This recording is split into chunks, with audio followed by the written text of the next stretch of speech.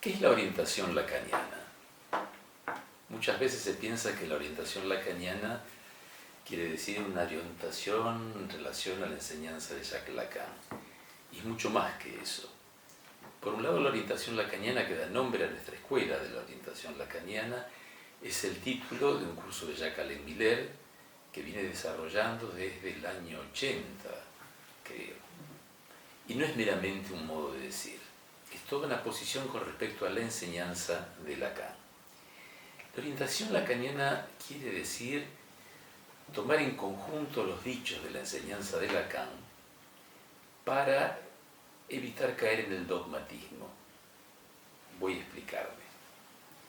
Por ejemplo, hay una fórmula que a mí me gusta muchas veces recordar, que es la noción de deseo de saber. Por ejemplo, en el año 1954, en su escrito Variantes del curativo, Lacan plantea que el deseo de saber, y agrega, y de poder, es un obstáculo para el análisis didáctico, es decir, para la formación del analista. 20 años más tarde, en el año 74, en un breve texto que se llama Carta a los italianos, Lacan dice que si no emergió el deseo de saber, pudo haber habido análisis, pero analista ni por asomo. Entonces, ¿cómo entender esto? Que en el 54 el deseo de saber sea un obstáculo para la formación del analista y en el 74 sea el índice de que se produjo un analista. La posición dogmática sería decir, Lacan dijo, entonces cada uno dice, Lacan dijo, y empiezan a golpearse y tirarse citas de Lacan uno contra otro, porque Lacan dijo que el deseo de saber es un obstáculo. No, Lacan dijo que el deseo de saber es el índice de la emergencia y de la producción de un analista. Eso es el dogmatismo.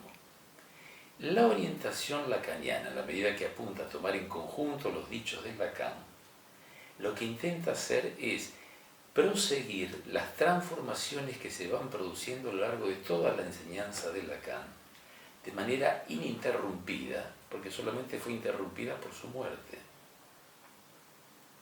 Y de esta manera se puede seguir de qué manera Lacan intenta responder a los problemas en los cuales se encontraba en su práctica como analista. Ese es el esfuerzo de la orientación lacaniana, tomar en conjunto los dichos de Lacan para situar sus transformaciones.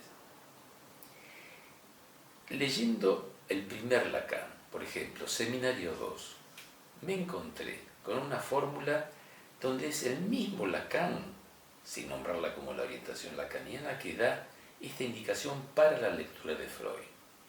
Si ustedes van, por ejemplo, a la página 225 del Seminario 2, cuando Lacan trabaja el sueño de la inyección de Irma, es una de las clases más recordadas de esos primeros seminarios de Lacan, él dice lo siguiente a propósito del sueño que va a tomar. Dice, vamos a retomar este sueño con nuestro punto de vista actual, es decir, desde el punto de vista del año 53.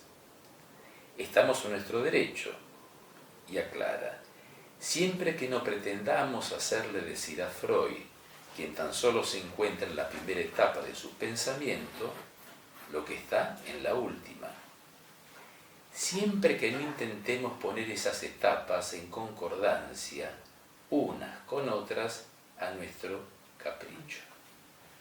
Y luego prosigue. Descubrimos bajo la pluma de Hartmann, el psicoanalista de la Ego Psychology, con quien debatió fuertemente Lacan, la cándida confesión de que al fin y al cabo las ideas de Freud no concuerdan tanto entre sí como parece y que necesitan ser sincronizadas. Lacan dice, por el contrario, para nosotros no se trata de sincronizar las diferentes etapas del pensamiento de Freud, ni siquiera de ponerlas en concordancia. Y aquí viene la frase fundamental. Se trata de advertir a qué dificultad única y constante respondía el progreso de ese pensamiento. Es decir, que Lacan indica que hay en Freud, lo sabemos, está la primera tópica, la segunda tópica, primera teoría de las pulsiones, segunda teoría de las pulsiones. También hay en Freud una transformación constante de los conceptos. Porque hay que tener presente que sí, el referente fundamental de la práctica es lo real, iremos a esto luego, los conceptos, que no son sino del orden simbólico, por decirlo así de manera amplia, siempre van a ser transitorios, relativos e inestables, y van a sufrir una transformación constante. Entonces, lejos de poner en concordancia un concepto con otro, lo que se trata es tratar de reconstruir el punto de real al cual respondían estos conceptos, y por lo tanto reconstruir las transformaciones que se producen, que en Lacan son tremendas, uno podría decir. Por ejemplo, ahora tengo presente porque lo estoy revisando, uno puede ver ni siquiera en 2 clases de un seminario, que es el seminario 5, sino, diría, en el interior de una misma clase, como Lacan, cuando trabaja la noción de falo, el concepto de falo, dice en unas líneas, no tengo aquí la referencia para poder leerla en este momento, pero dice que el falo es el significado, la significación producida por la metáfora paterna. Allí el falo es un significado. Renglones después, él dice que el falo es un significante. El significante que da la razón del deseo, y lo ubica como un significante que no es igual a los otros significantes, porque es el significante que es la condición de posibilidad del engendramiento de todos los significados. O sea que uno encuentra en eso, en minutos, que los seminarios era una locución verbal de Lacan, una torsión que él realiza sobre el mismo concepto que él está trabajando. Más que para resumirlo, para reiterarlo, porque ya lo he dicho, la orientación lacaniana implica esto, tomar en conjunto los dichos de la enseñanza de Lacan para situar esas transformaciones que hacen que nunca uno pueda quedarse tranquilo. En cierto modo, con su enseñanza, Lacan lo que hace es reinstala en el ámbito de su enseñanza aquello que él dijo que intranquiliza a los psicoanalistas, es decir, el inconsciente. En algún lugar él dijo que los analistas, para tranquilizarse, han querido desconocer el inconsciente. Y si ustedes quieren, no solo el inconsciente freudiano, que él caracterizó como el estructurado, como un lenguaje, sino el que él llamó nuestro inconsciente, el lacaniano, que la primera caracterización que hizo fue como una discontinuidad, como una yancia. Esa yancia, esa oquedad, ese agujero sobre el cual se sitúa además el analista en su acto, es eso lo que él reproduce con su enseñanza misma, con la transformación misma y progresiva, con idas y vueltas inclusive que hay en su enseñanza. Otro punto en relación a esto que es muy importante y que estaba presente en esta mención del seminario Vox, cuando él dice vamos a leer a Freud, los sueños de la inyección de Irma desde nuestro punto de vista, que es el de Lacan en esos años, es que Lacan advierte en un texto que se llama De nuestros antecedentes, uno de los primeros escritos donde él hace una suerte de recorrido de cómo él entra en el psicoanálisis, él advierte acerca de, dice, cierto riesgo que acechan sus alumnos. Dice más o menos así: nuestros alumnos muchas veces creen encontrar ya allí lo que nuestra enseñanza nos llevó luego a producir. Quiere decir que sus alumnos, ubicados en un punto de perspectiva hacia el final de su enseñanza, dicen, esto ya estaba allí, con anterioridad. Y Lacan agrega que esto se llama un punto de perspectiva, porque un punto de perspectiva es situarse en algún lugar, ¿no?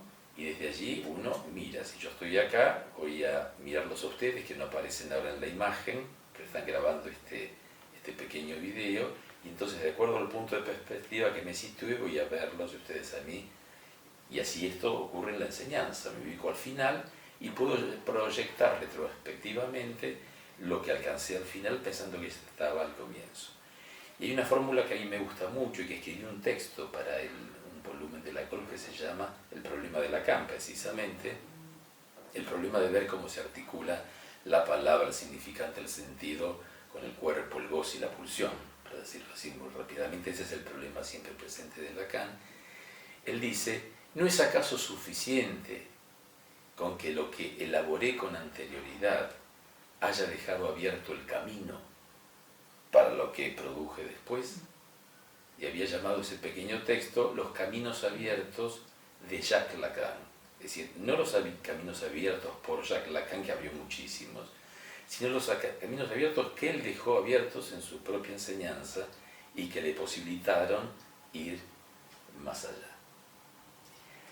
Esta idea de la orientación lacaniana se conecta con algo que hace muchos años Jacques-Alain Miller llamó, y que provocó un efecto conmocionante, Lacan en bloque.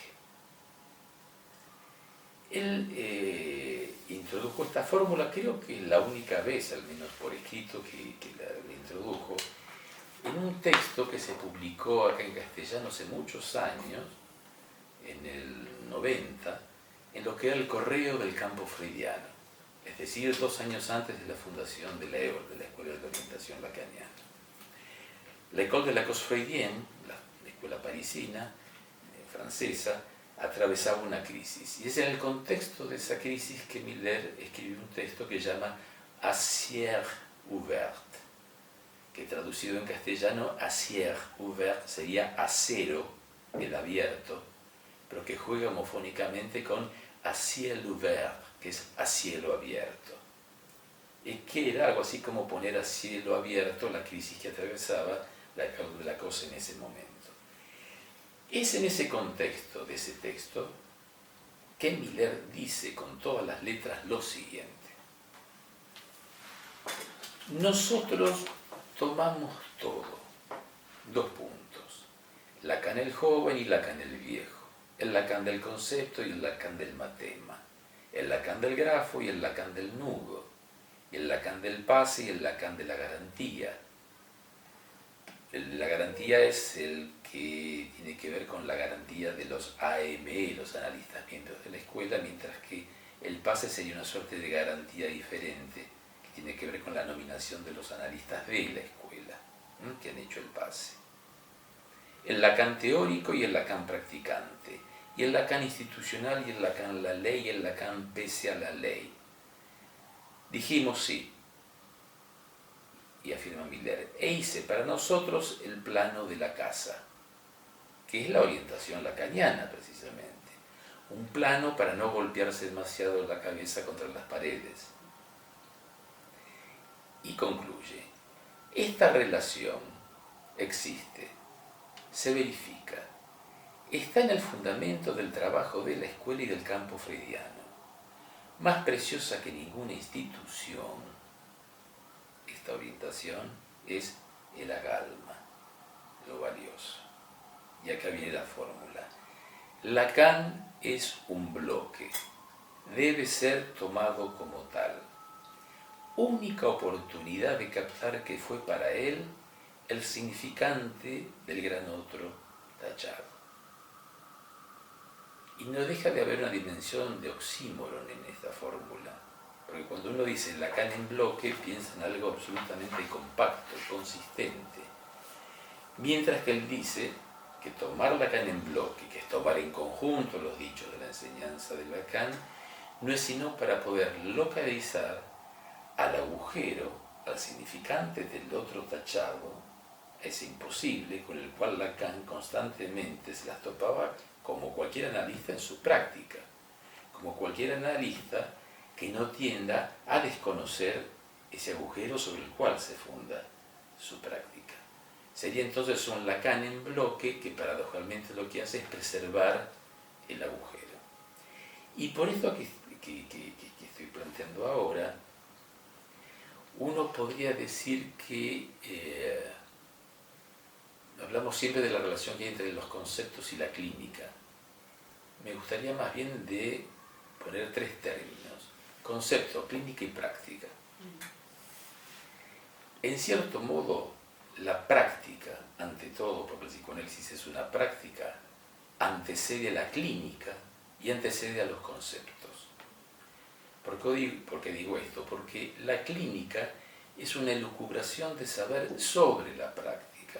Ya cuando hablamos de clínica, ya es un cierto saber sedimentado, los casos clínicos que construimos, que transmitimos, los tipos clínicos, todas las elucubraciones de saber que tengamos, ¿sobre qué? Sobre la práctica.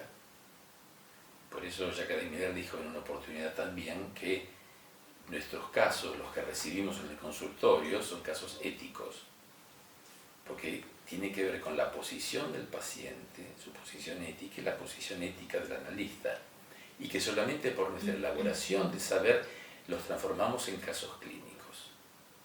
Ahora, más allá de la clínica están los conceptos en tanto tal. Es claro que la antecedencia para nosotros es primero la práctica. Los conceptos vienen a posteriori y los conceptos, como se refieren a ese real, que es lo que emerge en la práctica, son siempre inestables. Y por eso la enseñanza, concebida de esta manera, tiene que tratar de evitar, suturar ese punto de real, que es el punto que da la inestabilidad de los conceptos.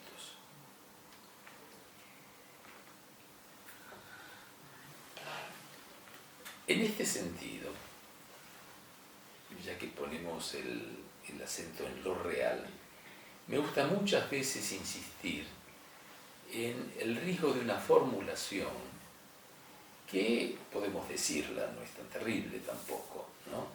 Que a veces se traduce bien, porque así fue formulada por Jacques Miller, por Éric Laurent, inclusive no sé si por Lacan en alguna oportunidad, pero que a mi gusto tiene un problema, que es cuando decimos que nuestra práctica, nuestra clínica se orienta hacia lo real.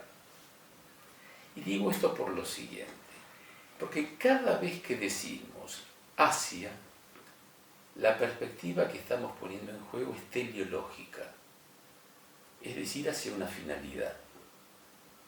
Y sin saberlo, estamos reintroduciendo la dimensión de la causa que Lacan, en La ciencia y la verdad, un escrito que trabaja sobre la causalidad fundamentalmente, vinculó con la religión. Dice que la religión toma la verdad bajo su forma de causa final,